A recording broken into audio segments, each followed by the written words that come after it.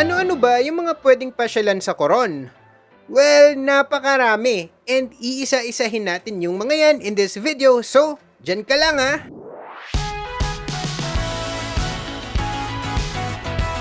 Hey there, poor traveler! We are Vince and Yosh.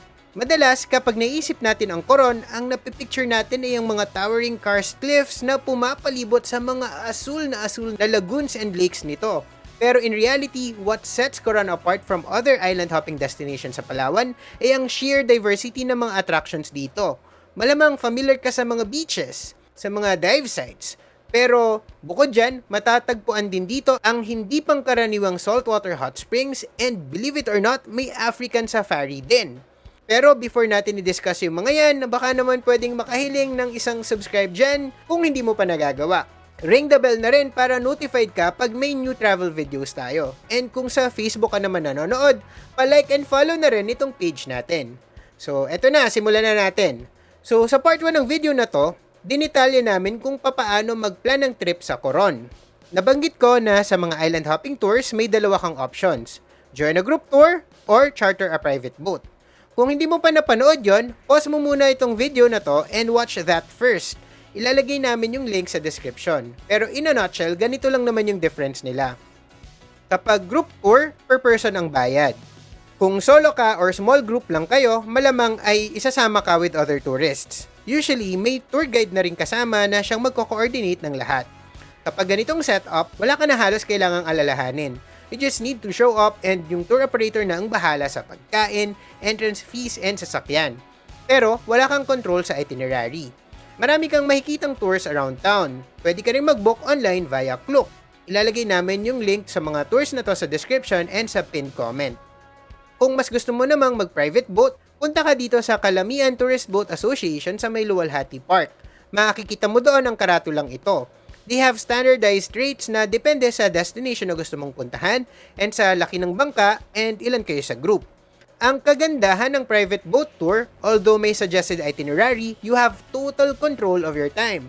Kung may gusto kayong escape or mas gusto nyo magtagal sa isang stop, okay lang kasi nirent nyo naman yung buong bangka. So, mas ideal ito sa big groups talaga.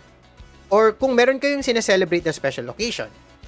Kami, we booked Kuya Marjun and talagang inalagaan niya yung group namin. Lalo na itong nanay ko na senior citizen na. Kung gusto nyo rin siyang i-hire, ito yung contact number niya.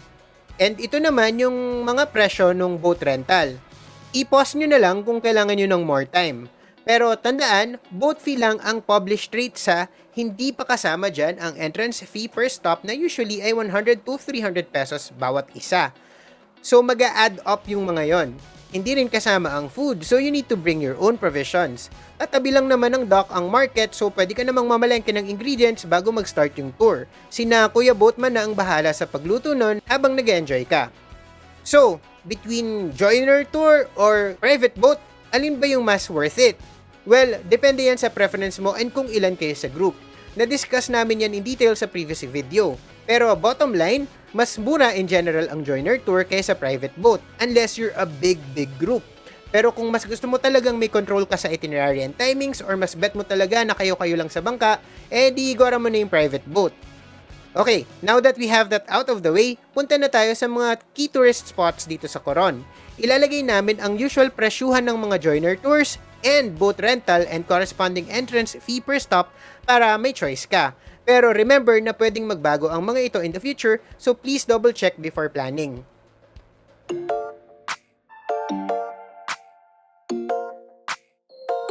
Ito ang pinakasikat sa lahat ng tours dito. Ang Coron Island kasi ang pinakamaganda talaga sa lahat ng isla dito.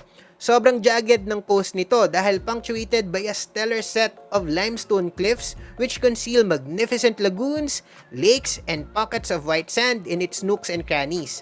Sobrang picturesque kahit saan ka lumingon. Coron Island tours come in many iterations. May Tour A, Tour B, Ultimate Tour, and meron ding Super Ultimate Tour. Parang empanada. Lahat ng yan ay may stop sa isang coral garden and may white beach din na stop. Pero nagkakatalo-talo sila sa main attractions. You see, may tatlong pinaka-highlight dito sa Coron Island. Ang Kayangan Lake, Barracuda Lake, and Twin Lagoon. Pinaghiwa-hiwalay sila para na rin siguro ma-disperse yung crowd. Sa Tour A, Kayangan Lake ang star. Sa Tour B, Barracuda Lake naman and Twin Lagoon, yung pinaka-pack na pack.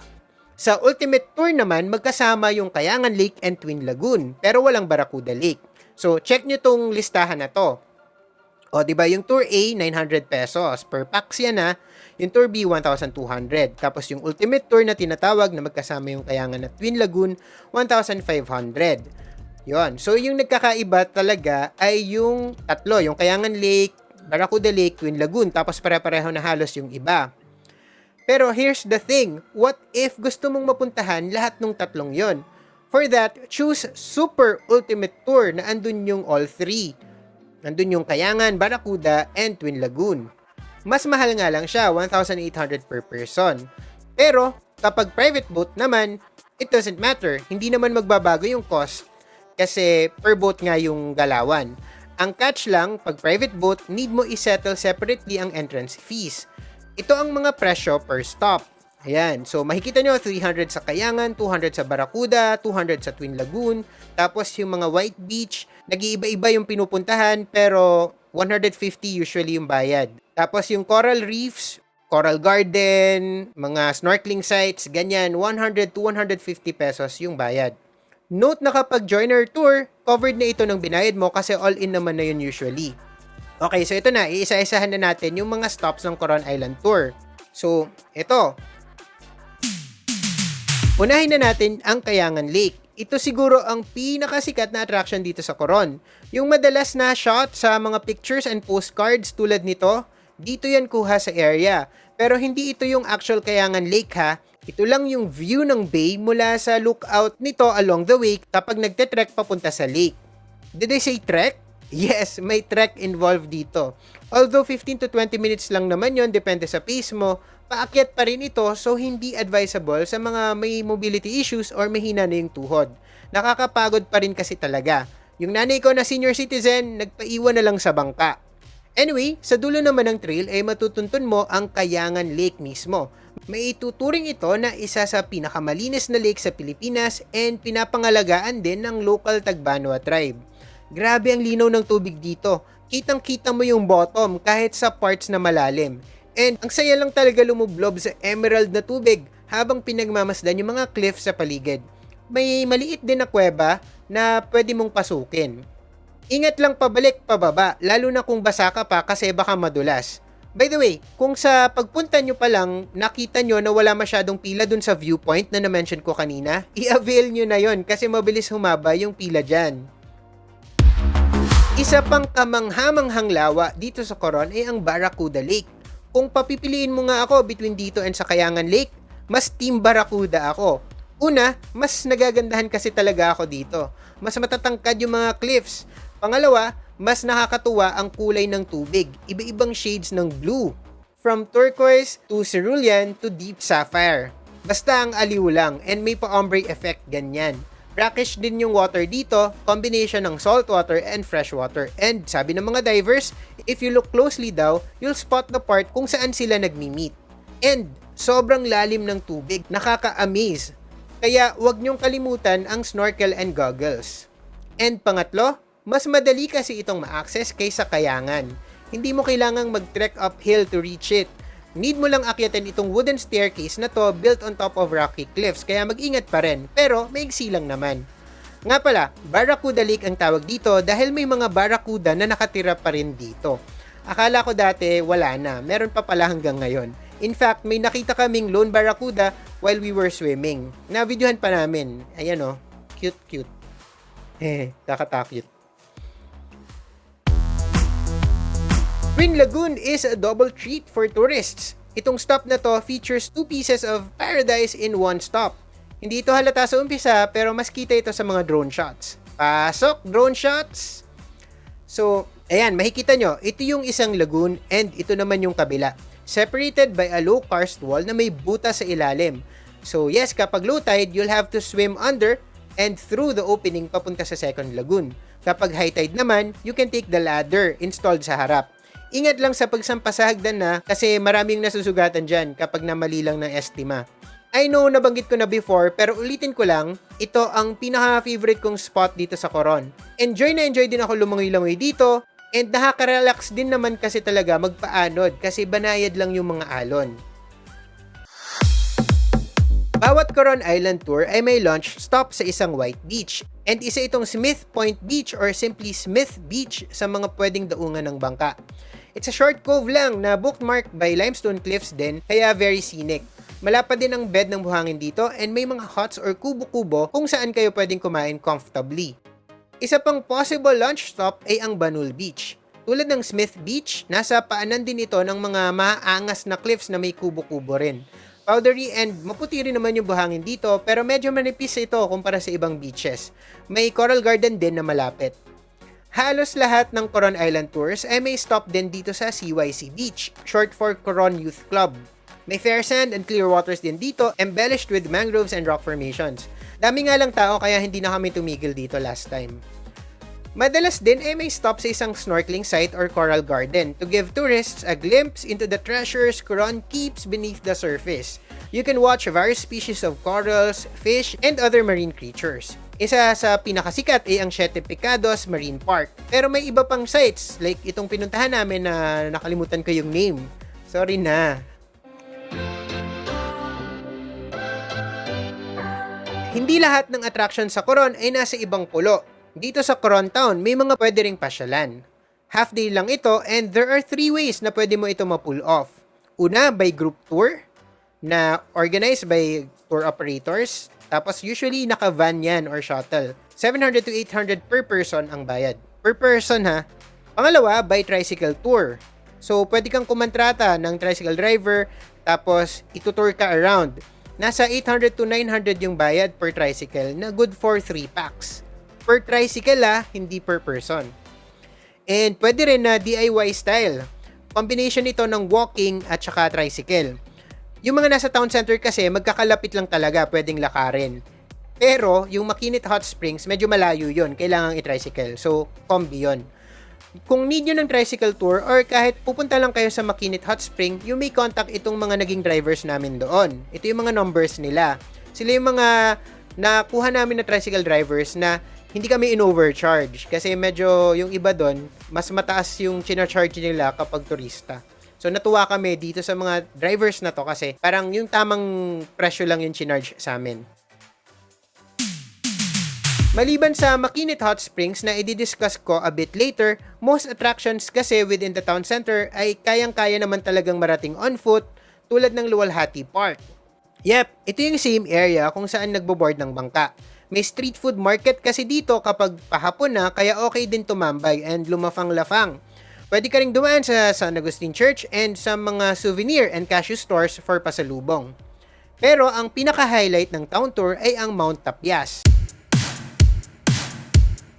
At 210 meters, isa ito sa pinaka-prominent na peak sa lugar.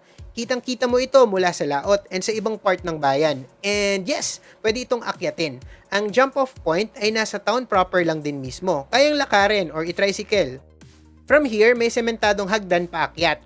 May mga benches along the way din if mapagod ka, pero make sure may baon kang tubig. Sa pinakatuktok, may giant cross surrounded by picturesque ridges. And from here, you can take in panoramic views of the town and nearby islands. Best to visit at sunrise or sunset para ma-amaze ka sa mga kulay ng langit. Walang entrance fee dito, kaya gora lang. After your Mount Tapias hike, nothing can make you feel better than a good old soak sa Makinit Hot Spring para palambutin ang mga maiigting na muscles and mga lamig-lamig mo sa katawan. Hindi pangkaraniwan ang bukal na ito kasi saltwater spring siya, which is pretty uncommon. Sa umpisa, baka magulat ka sa init, but just give your body time to adjust and ma-appreciate mo na rin yung warmth ng tubig na para bang humahagot at kinikiliti yung loob-loob mo. Swear, parang ganun yung feeling. Ayaw na nga umahon ng mga kasama ko kasi na-relax daw talaga sila. Pinilit ko na lang kasi baka maluto sila masyado. Char. So, yun, nawala daw pansamantala yung sakit nila sa tuhod at sa kasukasuan. Every time nasa Coron ako, hindi ko to pinapalagpas. Favorite ko talaga lumublob dito sa Makinit Hot Springs. Yun nga lang, laging gabi ako nandito kaya di ko masyadong nasa-sense yung paligid na sabi nila maganda rin daw kasi nasa gitna ng mangroves katabi ng dagat. Malayo ito from town proper ha, mga 30 minutes na drive pa.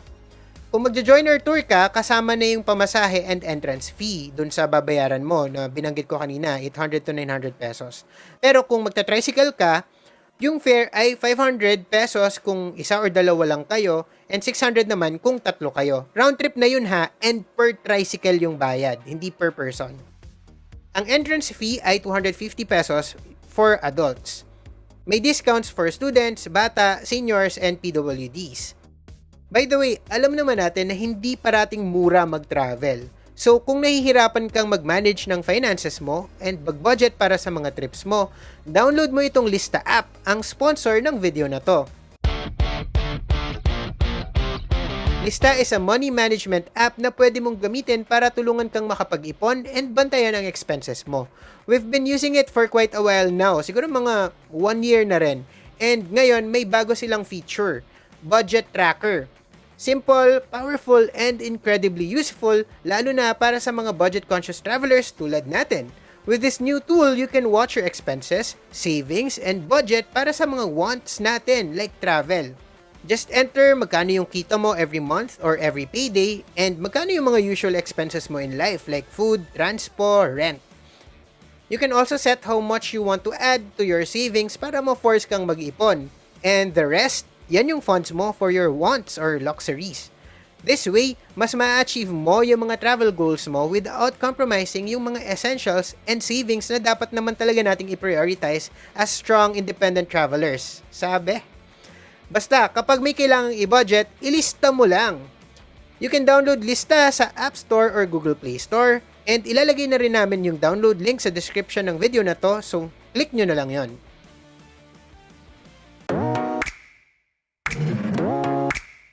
Isa pang kakaibang attraction na ma-access from Coron ay ang Kalawit Safari Park sa Busuanga. Although it's not really an African safari, marami ang naengganyo pa rin dito kasi kakaiba and hindi naman ito usual na nakikita sa Pilipinas. Bukod sa Kalawit Island, may iba pang mga tourist spots na binabundle sa tour pero nag-iiba yung mga yan depende sa package na makukuha mo. You see, may dalawang ways para marating ang Kalawit, by land and by sea. Kung by land, van ang gagamitin most likely. Pero may parts na magbabangka ka rin papunta sa Kalawit and sa Black Island. Usually ay may stop sa Malbato, Chapel, and sa Busuanga Town. Kung by boat naman all the way, usually may stop din sa Black Island.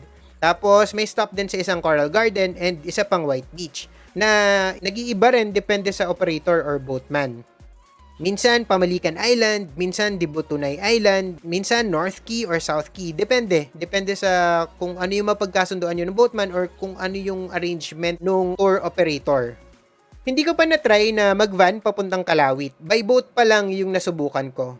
Pero if yun din yung bet mo, it's important to note that the journey by boat to Kalawit takes over 3 hours.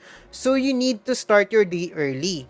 Kaya siguro feeling ko mas advisable talaga to travel by van na lang. Mas mura din kasi yun na pumapatak. Anyway, isa-isahin natin yung mga stop sa Kalawit Tour.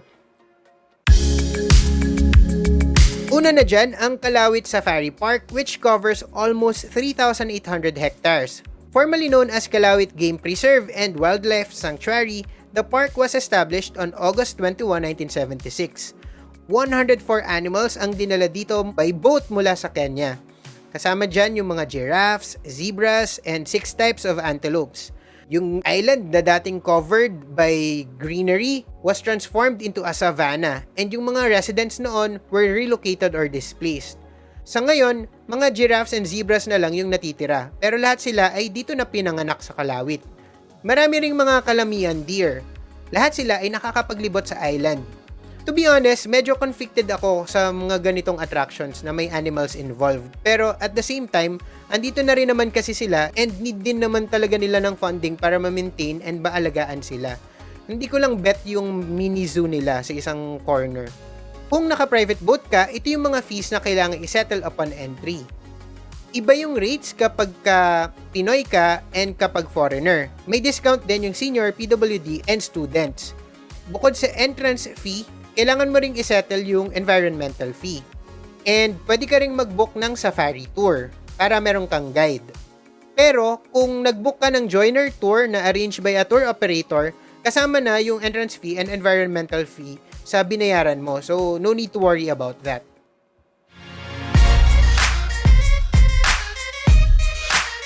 Ito naman ang Malahon Island, more popularly called Black Island by locals and tourists. It looks intimidating from afar kasi yung distinct feature niya, itong dark, colossal karst cliff na to, it largely defines the island's landscape. Yung higanteng bato na to rises from a huge bed of white sand na nagsuslope steeply and slides under the waves. Nakakasaya, para siyang malawak na playground for beach lovers. Di kalayuan sa shore, makikita mo ang skeleton ng isang boat na lumubog noon pa. Mapapansin mo ito kaagad as your boat approaches the shore. Aside from snorkeling, diving, or beach bombing, you can also check out some of its caves. The biggest can be easily accessed by climbing a short ladder. Its floor is cracked open, allowing a glimpse to the cold, crystal water that filled its miniature lakes. Medyo amoy paniki lang, if you know what I mean. Kasi marami talagang panike. Maririnig mo sila and maaamoy mo sila. Stalactites adorn its ceilings and rocks covered in sparkling white silica make up its walls. Kung naka-private tour ka, pwede ka rin mag-stop sa isa pang island along the way. Maraming pagpipilian. Andyan yung Talampulan Island, Pamalican Island, North Key, South Key, daming pagpipilian. Pero, yung bangkero namin, dito kami dinala sa Dibutunay Island. Dahil masarap daw mag-swim dito. And totoo naman kasi mabilis lumalim yung tubig dito. And yung buhangin ay maputi rin pero magkahalong fine grains and shingles or yung durog na shells and corals. Ayun na muna, stop ko na muna dito pero marami pang ibang attractions sa Coron na next time ko na lang itackle in detail. Kasama dyan yung Culion Island, separate municipality yan na may pambihirang kasaysayan. Dati itong isolated from the rest of the world dahil it used to be the biggest and most equipped leper colony in the world. Nakapunta na kami dito pero hindi pa nga lang namin nabalikan recently. Isa pang na-try namin dati ay yung Fireflies and Plankton Tour na temporarily hindi available noong huling visit namin. Pero super na-amaze ako dito nung na-try ko to noon. Although, sabi nung iba, minsan daw, hindi kasing bright and sabi naman ng ibang nakausap namin, may season lang daw ito. Pero basta nung nag-visit kami, wala pang ganitong tour. Hindi ko lang alam kung kailan siya magiging available ulit. Hindi pa rin natin naisama dito sa list yung mga destinations ng Island Escapade Tour like yung Malcapuya Island, Bulogdos Island, and Banana Island. And pati yung mga shipwreck dive sites. Hindi pa namin na-experience kasi hindi naman kami divers. Ang na-experience namin ay kumain. Masarap din naman kasi talagang mag-food trip dito sa Coron kasi marami ng mga bagong kainan. Yan yung susunod naming i-feature kaya don't miss our next video by subscribing. Tap mo na yung subscribe button and yung bell icon sa tabi para lagi kang una kapag may new videos tayo. Kung sa Facebook ka naman nanonood, nasa road to 1 million followers na tayo kaya like and follow ka na. Tulad nitong sina Shintaro and Jerry Lee Mangampat na nagtip sa amin. Yan. If you need more information about traveling around Palawan, you'll find a comprehensive travel guide with sample Coron itinerary on our blog, www.thepoortraveler.net, or check out the link in the description. If you have questions, gamitin natin yung comment section below. You can also follow us on Instagram, Twitter, and TikTok. Just look for @thepoortraveler, single L. And kung meron kayong Spotify account, follow nyo lang din kami or tune in sa The Poor Traveler Podcast. That's all for now. Remember, plan smart, travel safe, and make every trip worth it.